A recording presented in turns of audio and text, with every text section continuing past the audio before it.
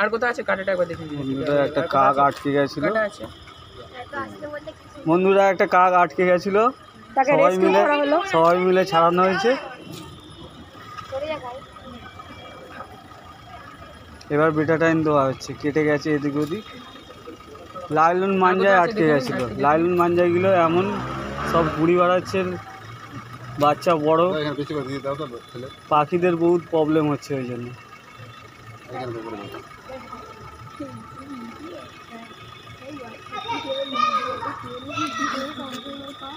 বেটা টাইম দিচ্ছে আমার বন্ধু একটা।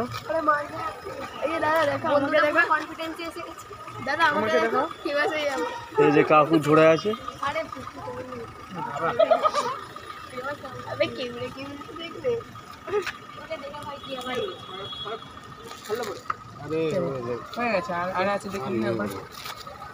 কাকটার এদিক ওদিক লাইলন সুতে কেটে গেছে।